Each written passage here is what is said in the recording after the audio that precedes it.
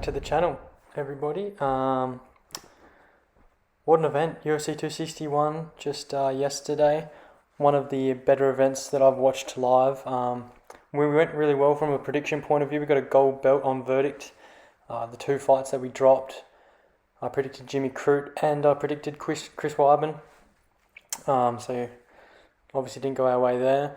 In terms of the betting, we still didn't do too well. We came out 0.3 units down. I had Weidman at the money line, which obviously lost. The multi lost as well because we had Weidman via a decision. The one bet that we hit out of the three was the Rose money line, which saved us to an extent and takes me to my best pick of the evening. It was Rose Namajunas. I had her by a decision. Didn't exactly see a KO forthcoming, but wow. That was really something, you know. It looked like it was going to be a great fight for however long it lasted. But Rose, the finishing sequence, she was finding her range, took the step on her left foot just to come in a few inches, and then straight upstairs, land the high kick. You know, Weili thought it was going inside of her lead leg, and it didn't put her out. Great performance. As for my worst pick, I'm thinking probably Crute. Chris Weidman never really got a chance with the brutal broken leg. So yeah, you know, Jimmy Crute, he probably dropped the first round anyway. He was getting popped with Anthony Smith's jab. You know, his face kind of looked like a naan that had spent too long in the microwave. It was all warped and bobbly. So yeah, Jimmy Crute probably the worst call. As for this event, we've got two moneyline bets here courtesy of the formula. Both of them are unpopular opinions, I'm in the thinking that it's not going to be the fan vote. So watch out for those when we get to them. They'll all be at the end of the video. Starting off though, on the verdict card, we've got at the bottom, Poliana Battaglio versus Luana Carolina. Battaglio is 1.23 times and $1.44. Luana Carolina is 5.28 times and $2.87. Now, as for the styles, this is a striker v striker matchup. Poliana, she's more reliable. She's got better head movement. Luana keeps her chin up. It is disgusting. The thing that she gets away with it because her footwork's okay, and that keeps her safe for the most part. But yeah, she's got her head up for sure. Both these girls kick a lot. Luana probably kicks more, I think, but Poliana targets the legs more frequently. As for the grappling, Carolina is more of an opportunistic grappler. She will grab the neck if it presents itself, but doesn't actively seek takedowns. Poliana does, but her grappling exchanges or her takedown attempts, they're not great. Her grappling isn't shit. It is a tough fight to call. Poliana struggled against grapplers in the past, but Luana isn't one. I think she's better on the feet. She's not better by this much though. She's not better by the margin that the bookies and verdict have presented us. Luana Carolina, she's got better volume. I think if this fight extends, she'll look the stronger fighter. But her defensive liabilities are too much to go past. I think Poliana's going to land at will. I like her striking finesse and I like her power. So I'm going to take a Poliana Battaglio first round knockout at 20.47 times. Big odds. Unlikely outcome. But in terms of her being such a wide favourite, the decision is not a play that I'm interested in. And I think there is a chance that she can sleep Carolina. Luana, she suffered a partial tear to her left ACL against Ariane Lipski in her last fight, courtesy of a pretty nasty knee bar. It's been 10 months since then. She didn't have surgery, conservatively managed. As a medical professional, I like that. Exercises over operations, but just because I like her doctor or her medical kind of treatment of her ACL injury, I'm not going to pick her purely off that fact. And it's going to be Battaglio. Alright, next fight along, Merab Dvalishvili versus Cody Stamann. Merab, 1.32 times and $1.44. Cody Stamann, 4.13 times and $2.87. These two guys, man, when they win, it's a decision. They are decision monsters of the bantamweight division. Yeah. and it's going to be Merab. His grappling, it's very, very good. Cody Stamann's a great wrestler, but Merab is that next tier. His last fight against John Dodson, John Dodson is as good, if not a better defensive wrestler than Cody Stamann. And Merab still managed to get that fight to the floor on a couple of occasions and just be relentless with the takedowns regardless, initiate the clinch, give no space, make it an ugly fight.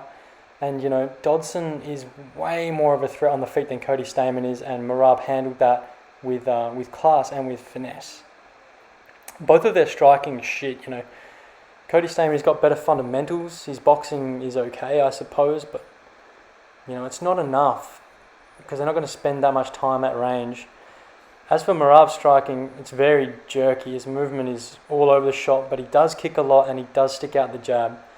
He scores points with both of those weapons, and then he gets it to where his bread is buttered, and he's going to get it done. Cody Stamann's been at featherweight for his last 2 fights. He cuts now back to 135. He's going to lose some strength. It might affect his cardio. 2 really negative things going against Merab, who is a cardio monster and one of the strongest guys for the division, if not the strongest. I don't like anything about that. And we've rarely seen Merab make a mistake. The first mistake I've seen him execute was diving headfirst into a fucking 30 centimeter deep ice pool in Russia that was littered with sticks and stones and sliced his head open. Such a lunatic, Check your depth, brother. Anyway, Battaglio by a decision at 1.61 times. Short, but very likely outcome. Next fight, Sean Strickland versus Krzysztof Yachtko. Strickland 1.51 times and $1.40. Yachtko 2.95 times and $2.80. I think this will be a stand-up fight. I don't think either guy will notch takedowns. Both guys have really good defensive wrestling. They're both strong in the clinch, and they both manage range pretty well,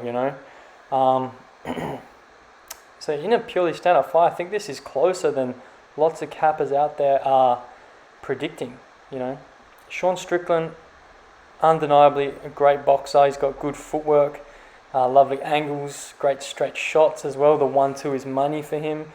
And his pressure, he is high volume. He's got cardio for days. He can sustain that either for a decision or for a finish. He does look for it. And when I say those things, it sounds like Yachtko should be outmatched. But I'm not so sure, Yachtko, much less of a pace, much less volume, but he is more accurate. He's a really handy southpaw, and as most southpaws have, his left side attacks are fucking good. The left overhand, the left straight, but the big shot is the left high kick. He can rattle the cage with that as well. Plus he targets the legs and body just to keep you guessing on it. I love that shot. My problems with Krzysztof are, like I've aforementioned, his volume. But the other thing is his tendency to get backed up. I expect he will be on his heels for the large proportion of this fight, because Strickland is an aggressive guy in the cage. But like I've already mentioned as well, Yachtko does pick his shots. He's an accurate counter striker, and when he's stepping back, he does transition through his stances till he gets back in southpaw against the cage, and the step back left hook is an invaluable weapon to him in this fight, and it's something that he bloody shoots all the time. I also really like the inside left low kick for him, which when Strickland's in orthodox, it's going to open him up into a parallel stance, further kind of making him susceptible to a power shot up the left. Krzysztof Yachtko, he is crafty. He will get his chances, and in terms of him getting backed up, I did kind of take some things out of the Eric Anders fight. I would have wanted him to beat Eric Anders more dominantly than what he did. I don't rate Eric Anders at all. But Eric Anders is a really strong wrestler and an in-your-face fighter and a brawler. And Yachtko does have the tendency to get backed up, and that was a bad stylistic matchup for him for that reason. But he still managed to find the middle of the cage. still managed to have times when he was the aggressor and getting Eric Anders back, and I know that might have been the factor of Eric Anders' poor conditioning, but Yachtko still managed to do that early. He'll need to enforce a similar game plan here, because if Sean just has him up against the cage teeing off, it's not going to be good. But yeah, Strickland, man, he does stand very tall to get his boxing out. Everything, all his shots from the shoulders, he keeps his chin up like a fucking meerkat looking for some danger, and I am predicting some danger coming from Yachtko. So fuck it. Christoph, first round knockout, 10.87 times is the verdict price currently. Strickland has only lost to great fighters, Santiago Ponzinibbio, Kamaru Usman, and then most recently against Eliseo Zaleski dos Santos. It is tough to go against him. I see why cappers are going with him, but I think the spread for Yachtko is too wide. As for the knockout call, he doesn't have notorious power. He's only got 6 wins via knockout, but it's the stuff on the left side for me, Dos Santos caught him on that left side. It was a wheel kick. He did spin, but it still rattled him up on, the left side from the aggressor, fucking Strickland's right side. Caught him off guard, man. It's unexpected, and I like Chris to pull off something similar to the meerkat. Next fight, Ion Cutelaba versus Dustin Jacoby. Cutelaba is 1.34 times and $1.80. Dustin Jacoby 3.97 times and $2. Cutelaba was supposed to be fighting Devin Clark in this spot, which would have been an intriguing bout. I probably would have picked Devin Clark. The fact of the matter is, this fight, Ion Cutelaba is paying more, and I don't think Jacoby is a better opponent than Devin Clark. This fight is a bit of a shit show, if I'm being perfectly honest. Jacoby's got the leg kicks. I also think he will be favoured in a fight that gets extended. Ion Cutelaba's gas tank is shit. But Cutelaba, man, he's the Hulk. He's a brute force. He's a brawler. He's got massive power. And he struggles against guys with technical striking, which Dustin Jacoby does not have. And he struggles against guys he can't take down, such as the Ankalaevs of the world with Dagestani backgrounds and elite defensive wrestling, which Dustin Jacoby also does not have. So, Cutelaba, man, I think he can get the takedowns early. I think he can lay vicious ground and pound, which he loves. He's a fucking useless fighter, though. So, read into it what you will. I think there's value on the betting side of him at $1.80, big time. I don't think there's necessarily value on him at the verdict price at 1.34 times, but I'm still going to be running with it. Cutelaba first round knockout at 1.72 times. It has to be early, otherwise Jacoby might start laying those leg kicks in, wearing on the gas tank, and just outlast a battle of attrition here. But yeah, Cutelaba to smash him. Co-main event already. Cub Swanson versus Giga Chikadze. Cub Swanson 1.92 times and $2.70. Giga Chikadze 2.09 times and $1.50. I really want to take Cub Swanson in this fight. I bet him last time out as an underdog against Daniel Pineda. Very few cappers, very few predictors were on him in that spot. And that was one that I cashed, and I was proud of that. But taking him again, it's a massive risk.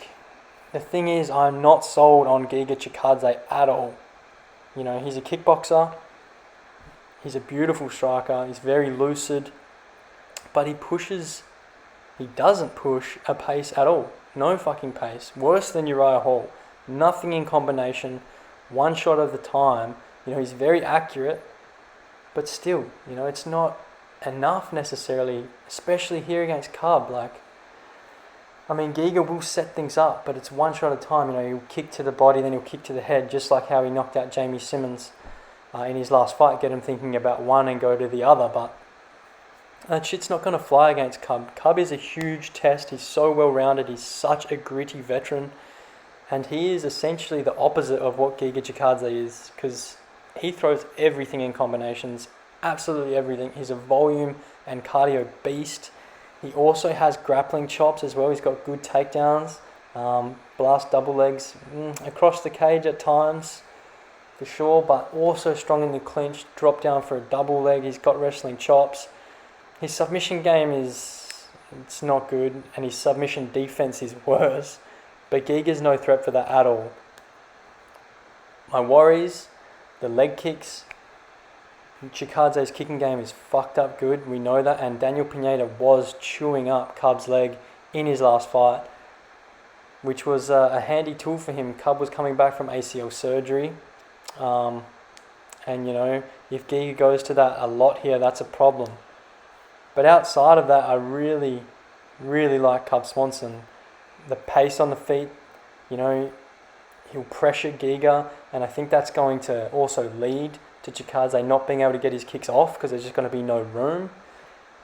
And then get in on his hips and just shoot takedowns relentlessly, Giga better be wearing underwear because he's going to be pulling his shorts up all night, fighting for those underhooks on the wrestling entries. And Giga's gas tank is so shit as well. For a guy with no volume, who has typically, thus far in the UFC, been allowed to fight at his pace and just put out one at a time and fight at range, has he ever considered fucking going for a run? Doing some aerobic training? Because his third rounds are woeful. So it's Cub Swanson by a decision at 3.04 times. There is less verdict value here than there is on the betting side. But I'm still going to go with Khama. I can't get past it. Can't get past Giga's just lack of urgency and the fact that this is a huge step up, and Cub Swanson is for real. If I was really playing this, I'd like verdict to give me a bonus shot here with the offer of a draw. I think the odds are that Cub Swanson has a massive third round, potentially 10-8. But there is a chance that Giga wins the first two off leg kicks, and if he is able to keep Cub Swanson off of him. So a draw could be an interesting one. Tell him the Tadpole told you. Dominick Reyes versus Yuri Prochazka in the main event. Dominick Reyes 2.08 times and $2.10. Yuri Prochazka 1.93 times and $1.72. As for the verdict odds here, I feel like Yuri Prochazka should be a bigger favourite, I question, do the fans not know about him, or is the MMA community still, or the UFC community at least, still disrespecting fighters from other organisations? Because his stand-up is amazing. He's not like Adesanya, but it's Adesanya-esque with his movement, transition of stances, and just his good fundamentals, but unorthodox way of doing it. It's just unique, Some of the things he does when he enters range with an attack, then he'll step back, relinquish some space, be on his heels, think he's going to, sit back and have a break, and then he'll just fire back with a shot and catch you so off guard. It's very explosive with every strike. He's a lot like Michel Pereira in the way he moves and kind of his striking base, but probably better than Pereira. And I think Michel Pereira is really underrated and seriously good fighter. Prochazka, at light heavyweight here, he's a big guy. He's got big power, thunderous kicks. He pressures as well, like a madman. And Dominick Reyes, this man is still sipping his Kool-Aid from fucking coming however close he was to beating John Jones. And he has to stop living in the past. He's 31. He's got to stop wasting his prime being salty over a shot that didn't go his way. He's got to earn another one. This is a big fight in terms of realising another shot at the title. My disrespect aside of Reyes' mindset, I do like him as far as his skills are concerned. I took him against Blachowicz, which was a big mistake, especially at the odds. Yan was $3.30 at one point. But my main reads in that fight on Yan's defensive liabilities, he's well and truly closed them up, you know. Once upon a time, if Dom fought him a few years back, it would have been a different story. But Blachowicz is a smart as fuck fighter, and he proved that again against Adesanya, who, like Dom, didn't have much for him, which is genuinely saying something. And I don't think you can take too much off of what you thought of Dom based on that loss, and of course based on the John Jones loss. I think Dominick Reyes is fast. I think he's really fast, potentially faster than Yuri. He fights long as well. The right jab is money, and he's going to have to assert that in this fight because Yuri will want to get inside and bang.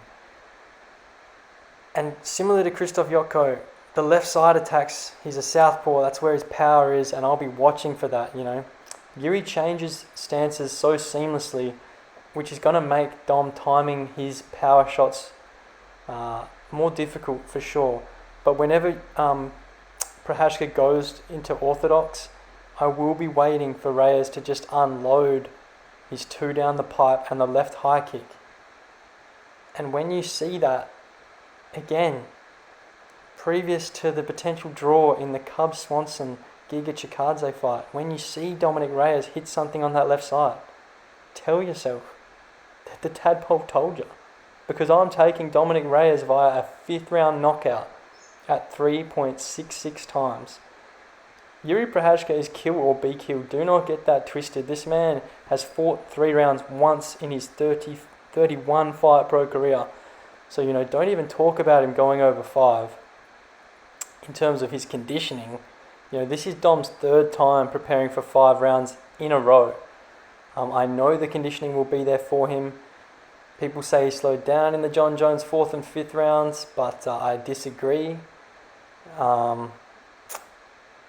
Yuri's going to be less reliable when them championship rounds come around, if they do. Because, you know, it is a big if. Prochazka has immense power, 24 knockouts from 27 wins. It's a ridiculous record. But if Dom can survive early, like survive the first 2.5 rounds, that's where his spot will be. And I truly think that was the game plan against Yan. He was just reading range, working himself into the fight, not being aggressive. And before he got finished, he was picking the pace up, for sure. But he got caught, and he got caught by one of the best. You know, it happens, it's going to happen. There were holes in Dom's game. The main thing being that kind of shuffle forwards left kick that Yan was throwing that was just creeping under Dom's right lead elbow and just smashing his body. It's been a year though, almost a year.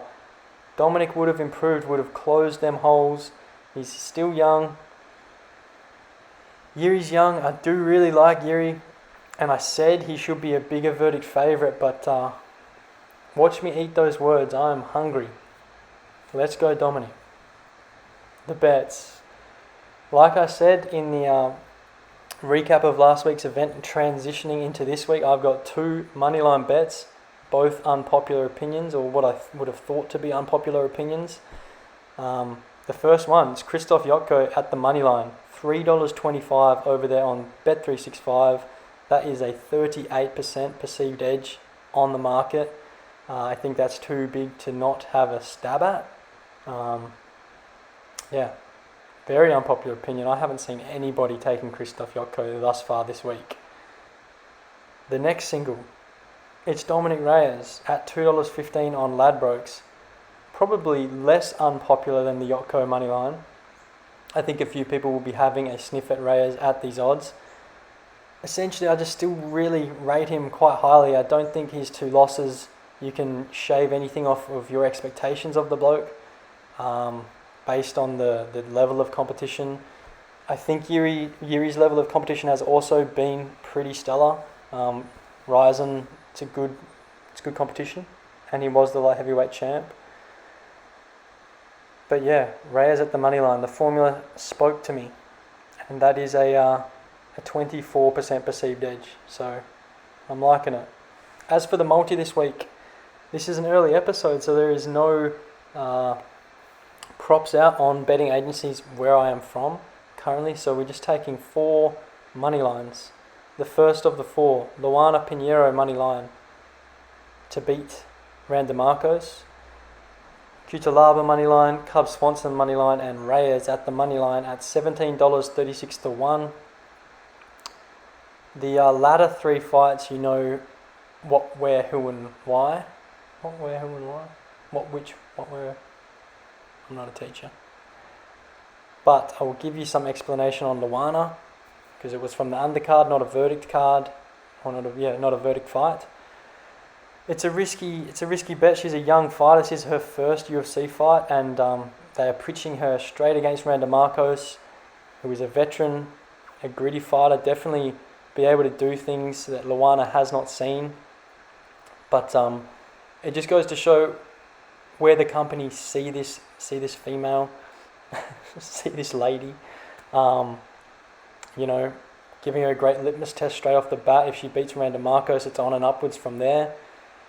And I am relatively confident in this newcomer. She's a black belt judoka. She's got great takedown defense, super strong hips. She's got great takedowns herself.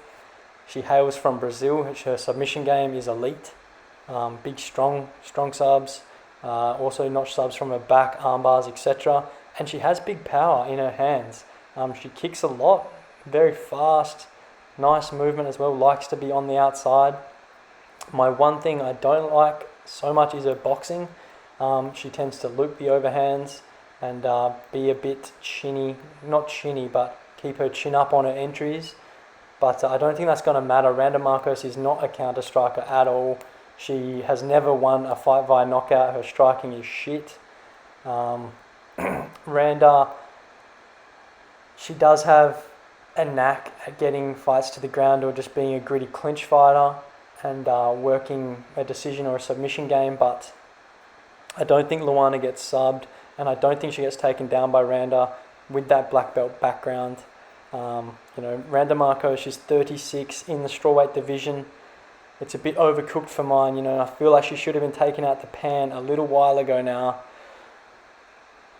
Maybe that's unfair. She did beat Angela Hill a couple of years ago, but that was before Angela went on that crazy run and kind of developed into the fighter that we know Angie as nowadays.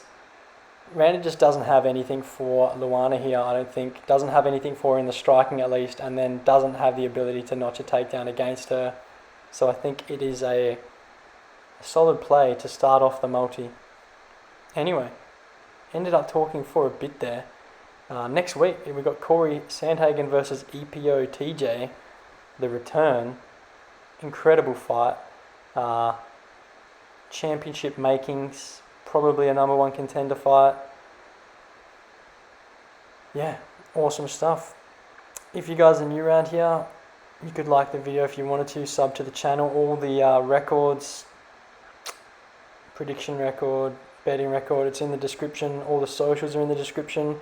If there's any changes to this verdict card, that's where you'll find my selections on those changes. If we add any bets as props come out throughout the week, you'll also only be able to catch it on the socials. So, like always, you don't want to miss out on any potential cash-making opportunities. Aside from that, guys, leave a comment. Have a chat about your picks. If you disagree or agree with me on anything, let's fight about it. And yeah, see you on the next one. Catch up.